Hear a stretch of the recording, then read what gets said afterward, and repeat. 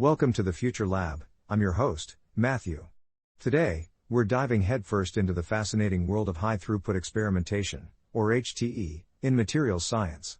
It's a field that's quietly revolutionizing how we discover and design new materials. We'll be exploring a landmark review paper that really lays out the current state of the art in combinatorial and high-throughput screening. This isn't just about speeding things up, it's about fundamentally changing how materials research is done. We'll unpack why this approach is so crucial for accelerating materials science.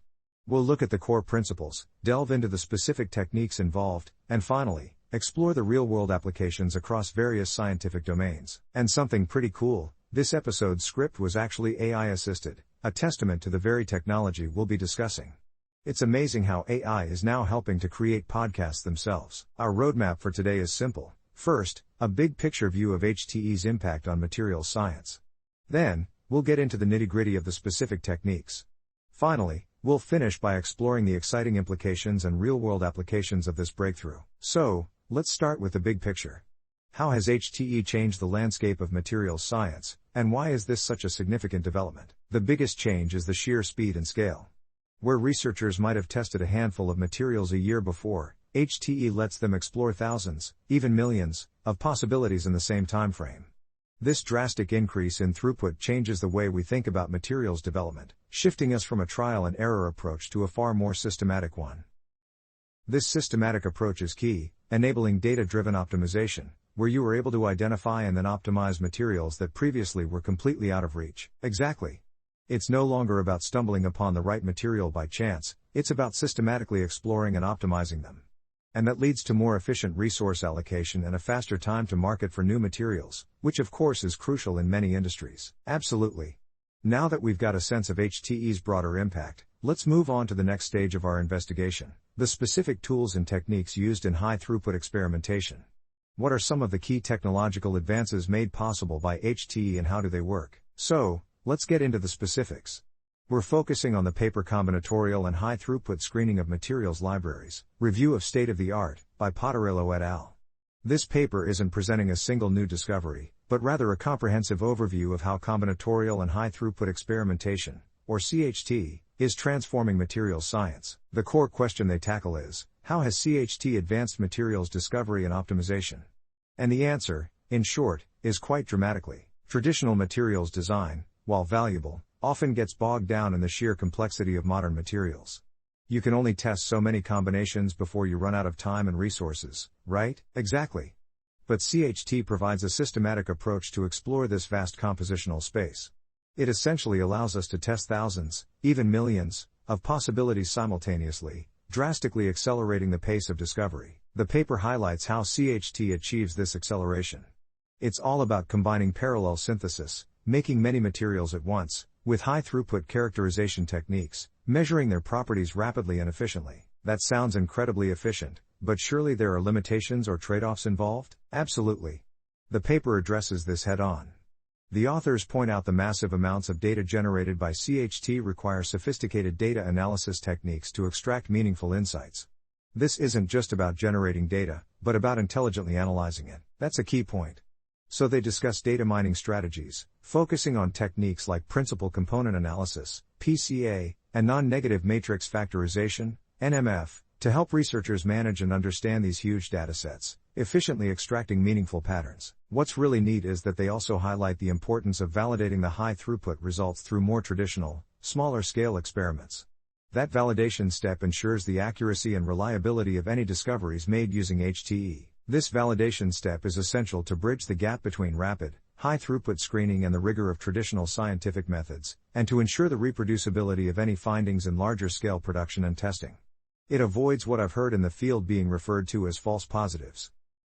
That's a very crucial element in making this technique scientifically sound and reliable. So, we've seen the big picture impact of HTE, and now we understand the fundamental techniques used. Let's move into the next part, looking at the practical applications and implications of this work across different scientific domains. What are some of the exciting ways CHT is being applied to real-world problems? Now let's delve into the fascinating methods behind high-throughput experimentation. Polymers et al. Don't just describe the results, they meticulously lay out the entire process, starting with experimental design. They discuss various approaches, from traditional statistical methods like factorial designs, which are great for drawing statistically sound conclusions from a smaller set of experiments, to more exploratory techniques. These exploratory techniques include what they call diversity methods, which aim to cover a wide range of compositions, and search methods, which intelligently navigate through the experimental space, adapting as they go. It's this intelligent navigation that I find particularly interesting. They're not just randomly testing, they're strategically searching for optimal materials. Exactly. It's about maximizing the information gained with each experiment. And then, of course, there's the parallel synthesis, producing multiple samples simultaneously, and the high-throughput characterization. The paper covers a huge range of characterization methods, all geared towards speed and automation.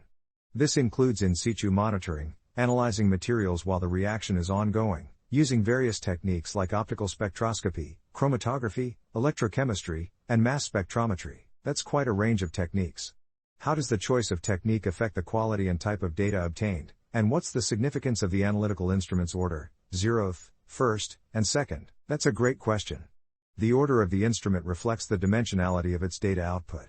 A 0th order instrument gives a single data point per sample, a 1st order instrument gives a series of measurements, like a spectrum, and a 2nd order instrument provides a matrix of measurements, like a full spectrum over time. Higher order instruments yield richer data, improving accuracy even with interferences. So, more data means more insights but also more complexity in analysis, correct? Precisely. The authors emphasize the critical role of data management and mining.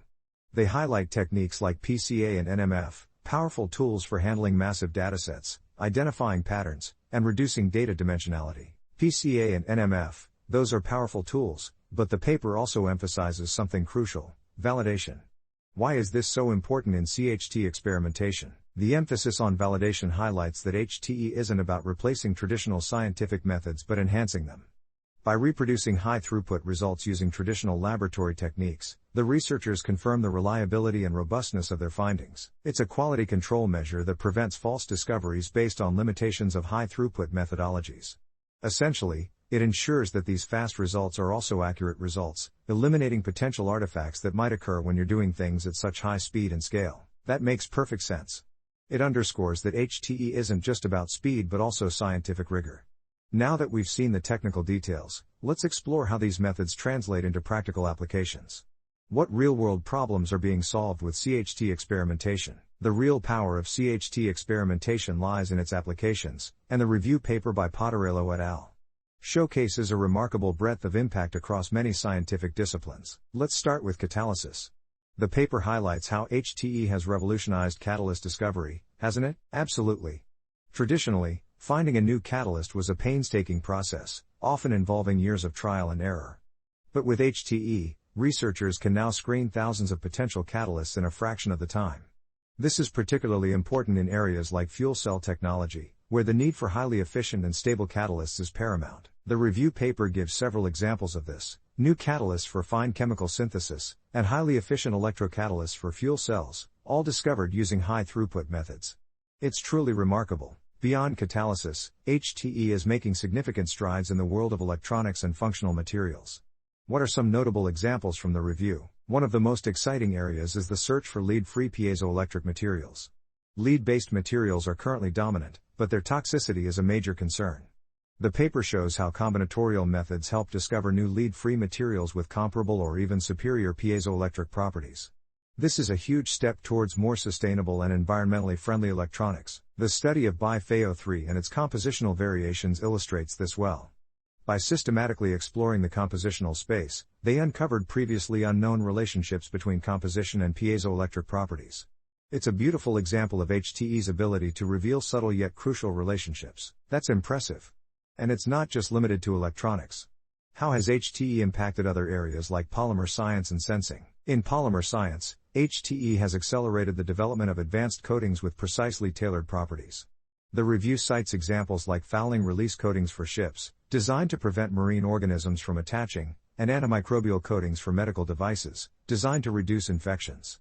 These are both areas with huge implications for multiple industries. And in the field of sensing materials, HTE has been equally impactful. It's not just about finding new materials, but about fine-tuning existing ones for better performance. This can lead to sensors with enhanced sensitivity, selectivity, and long-term stability, all crucial for applications ranging from environmental monitoring to medical diagnostics. So far, we've seen HTE applied to various chemical and materials systems. How about biomaterials? The review delves into how HTE is being used in biomaterials, particularly in drug delivery and tissue engineering. They're using it to design new biodegradable polymers for controlled drug release, and to explore materials that interact effectively with cells and promote tissue regeneration. It's exciting to see these tools used to address biological challenges. The emphasis on using data-driven models to understand complex structure processing property relationships highlights a fundamental shift.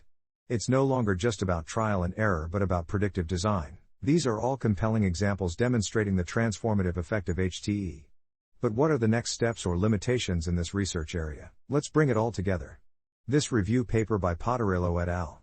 Really provides a broad, impactful perspective on the transformative role of high-throughput experimentation in materials science. The core message is clear: HTE dramatically accelerates materials discovery and optimization. This isn't simply about faster experiments, it's about a fundamentally different way of doing materials science. We've seen how the combination of parallel synthesis and high-throughput characterization allows researchers to explore vastly larger compositional spaces than ever before, vastly increasing the chance to identify materials with desirable properties. Sophisticated experimental design strategies, including factorial designs, diversity methods, and intelligent search algorithms, are key to making the most of this increased throughput. And the importance of using advanced data analysis techniques like PCA and NMF to handle the sheer volume of data generated by HTE cannot be overstated. This isn't just about speed, it's about intelligent analysis. The authors rightfully emphasize the importance of validating HTE results using more traditional methods. This ensures the reliability and reproducibility of findings, eliminating the risk of false positives based on methodological limitations. This whole approach provides a powerful roadmap for accelerating materials discovery across various fields, with clear successes in catalysis, electronics, polymers, and biomaterials. Looking ahead, what's the next frontier for HTE in materials science? The future of HTE looks incredibly promising. The paper anticipates even greater integration with computational methods, particularly in areas like predictive modeling and virtual screening. This could significantly reduce the reliance on purely empirical experimentation, leading to even faster and more efficient materials development. It's exciting to see how this data-driven approach is reshaping materials science, impacting various industries and ultimately improving our ability to create materials with better properties. In closing, the review by Polymers et al.